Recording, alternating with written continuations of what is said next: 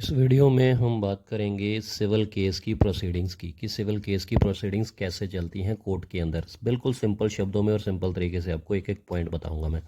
देखिए, civil case कब कोई दायर करता है, कब फाइल करता है? जब एक पार्टी को लगता है कि दूसरी पार्टी उसके खिलाफ कोई ऐसा एक्शन कर रही है जिससे उसके अधिकारों का या उसकी कोई भी प्रॉपर्टी का जो है नुकसान हो रहा है, तो अपना रिलीफ लेने के लिए वो कोर्ट में जाती है दूसरी पार्टी और एक केस लगाती है, सिविल केस, जिसको सिविल सूट भी बोला जाता है। तो सिविल सूट जो कि ये एक रिटन में कंप्लेंट होती है, रिटन में सारे रिलीफ मांगे होते हैं प्लेंटिफ ने, उसको प्लेंट बोलते हैं। जो रिटन में कंप्लेंट लिखी होती है सिविल सूट में, उसको प्लेंट बोला जाता है। तो प्लेंट किसने लगाई? जिसने लगाई है, जिसने केस लगाया है, उसको प्लेंटिफ बोला जाता है। और जो वो रिटन में अपनी रिलीफ मांगे है उसको प्लेंट बोला जाता है।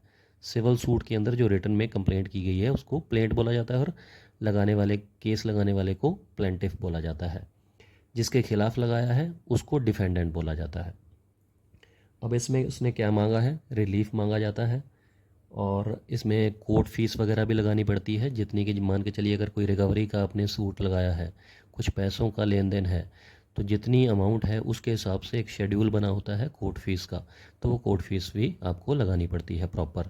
उसके बाद चेक किया जाता है और जो कंसर्न क्लर्क होते हैं वो अपनी रिपोर्ट करते हैं कि कोर्ट फीस या बाकी जो स्टैम्प्स वगैरह हैं वो बिल्कुल प्रॉपर लगी हुई हैं। उसके बाद आपका केस जो है वो वहाँ पर दर्ज कर लिया जाता है कोर्ट के अंदर। उसके बाद नेक्स्ट प्रोसेस क्या है? देखिए, नेक्स्ट प्रोसेस है नोटिस टू डिफेंडेंट। डिफेंडेंट कौन है? जिसके खिलाफ आपने केस लगाया है, तो उसको डिफेंडेंट बोला जाता है। अब उसको नोटिस करती है अदालत। अगर कई बार क्या होता है कि जो नोटिस है वो उसकी सर्विस नहीं होती है, मतलब उस इंसान तक नहीं पहुंचती है, डिफेंडेंट तक, कई बार उसका एड्रेस नहीं मिलता है प्रॉपर, तो कोर्ट से परमिशन लेकर आप उसकी पब्लिकेशन न्यूज़पेपर में भी करवा सकते हैं। तो उसके बाद माना जाता है कि उसकी इंसान की सर्विस हो चुकी है। तो अब इसमें दो तरीके होते हैं। जब नोटिस हो जाता है, सर्विस हो जाती है, या तो जो डिफेंडेंट है वो कोर्ट में अपीयर हो जाता है या वो कोर्ट में अपीयर नहीं होता। अगर वो कोर्ट में अपीयर नहीं होता तो उस केस में क्या होता है कि एक्स पार्टी कर दिया जाता है, कि सर्विस होने के बाद भी, डिफेंडेंट को पता लगने के बाद भी वो कोर्ट में अपीयर नहीं हुआ, तो उसको एक्स पार्टी कर दिया गया और एक्स पार्टी प्रोसीडिंग्स चल पड़ी।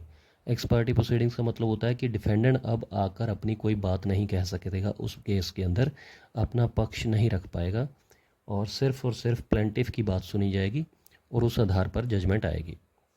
तो एक्स पार्टी करने के बाद क्या होता है कि प्लेंटिफ का एविडेंस होता है और फिर प्लेंटिफ के आर्गूमेंट सुने जाते हैं और उसके बाद जजमेंट, फाइनल जजमेंट दे दी जाती है, डिग्री दे दी जाती है।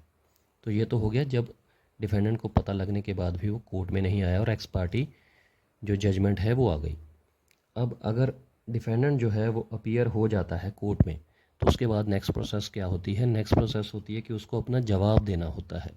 जो उसके खिलाफ केस लगाया गया था, प्लेंट लगाई गई थी प्लेंटिफ के द्वारा, अब डिफेंडेंट अपीयर हो चुका है तो उसने उस प्लेंट का जवाब देना है। रिटन स्टेटमेंट बोला जाता है जिसको, जवाबी दावा बोला जाता है। इसके लिए 30 डेज़ का टाइम होता है कि उसके अपीयर होने के 30 डेज़ के अंदर उसको अपना रिटन स्टेटमेंट देना है डिफेंडेंट को। कोर्ट से परमिशन लेने के बाद मैक्सिमम इसमें 90 दिन का टाइम दिया जा सकता है। अगर उसमें भी जो डिफेंडेंट है वो रिटन स्टेटमेंट नहीं देता है तो उसके डिफेंस को स्ट्राक ऑफ भी कर सकती है कोर्ट। मतलब उसके बाद उसका जवाबी दावा नहीं एक्सेप्ट करेगी कोर्ट, वो अपना फैक्ट्स, मतलब अपना पक्ष जो है वो नहीं रख पाएगा। लेकिन मान के चलते हैं कि उसने 90 दिनों के अंदर अगर अपना जो रिटन स्टेटमेंट है वो फाइल कर दी, तो नेक्स्ट प्रोसेस क्या होगा? नेक्स्ट प्रोसेस होता है रेप्लिकेशन का। रेप्लिकेशन कौन फाइल करता है? रेप्लिकेशन फाइल करता है प्लेंटिफ। इसको जवाब का जवाब बोला जाता है। रिटन स्टेटमेंट का जो जवाब प्लेंटिफ ने देना होता है उसको रेप्लिकेशन बोला जाता है। ये प्लेंटिफ के द्वारा फाइल होती है रेप्लिकेशन। उसके बाद कोर्ट क्या करती है? उसके बाद इशू फ्रेम किए जाते हैं। इशू क्या होते हैं? मतलब कि कोर्ट के द्वारा ये देखा जाता है कि प्लेंट में कौन से रिलीफ मांगे गए हैं और रिटन स्टेटमेंट के अंदर जो डिफेंडेंट है उसने कौन से रिलीफ, जो रिलीफ मांगे गए हैं प्लेंटिफ के द्वारा, कौन से एडमिट किए हैं, कौन से डिनाई किए हैं, कि इनका मेन इशू क्या है, इनका झगड़े का कारण क्या है। तो उस आधार पर इशू फ्रेम किए जाते हैं।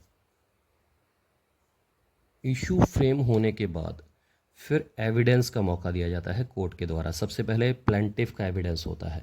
जिसने केस लगाया वो अपने विटनेसेस को बुलाता है एफिडेविट के रूप में, जो हैं उनका चीफ एग्जामिनेशन होता है, और उसके बाद फिर क्रॉस एग्जामिनेशन का मौका दिया जाता है डिफेंडेंट को कि जो प्लेंटिफ के विटनेसेस हैं उनको आप क्रॉस एग्जामिन कीजिए।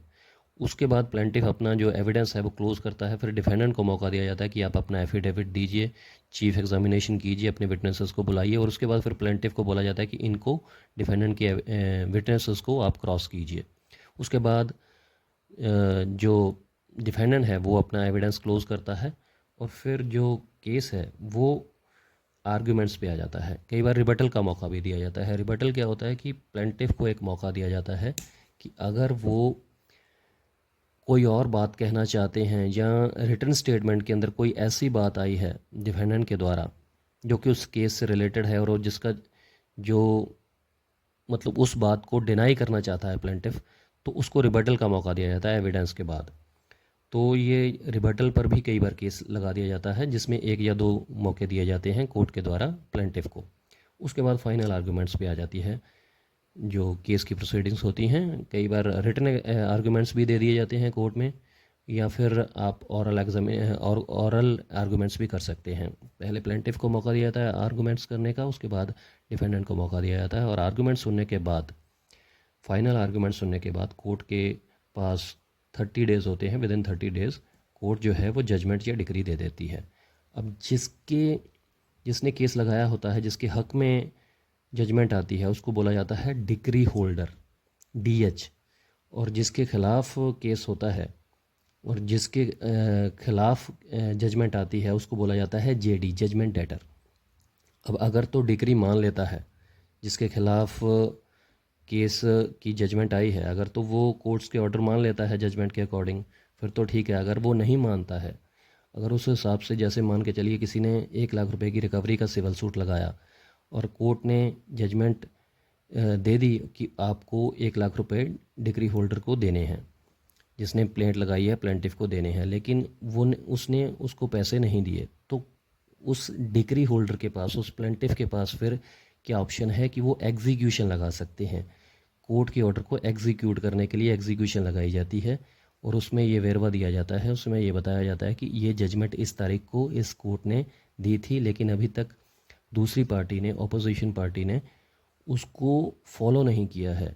जो रिलीफ उनके जजमेंट आई थी, उनको जजमेंट मिली थी, उनके हक में जो जजमेंट आई थी उसका रिलीफ दूसरी पार्टी ने उनको नहीं दिया है, तो फिर एग्जीक्यूशन लगाई जाती है, उसको नोटिस भेजा जाता है JD को, और कोर्ट के द्वारा ऑर्डर्स किए जाते हैं। तो इस तरीके से ये सिविल केस की प्रोसीडिंग्स चलती हैं। तो उम्मीद करता हूँ क्लियर हो गया होगा। कोई कन्फ्यूजन रह गई हो आपको तो प्लीज़ कमेंट करके ज़रूर बताइएगा। ये वीडियो कैसी लगी ये भी कमेंट करके बताइएगा। नेक्स्ट वीडियो में बात करेंगे ऐसे ही किसी और जुडिशियल पॉइंट के ऊपर, बिल्कुल सिंपल तरीके से। शुक्रिया, धन्यवाद।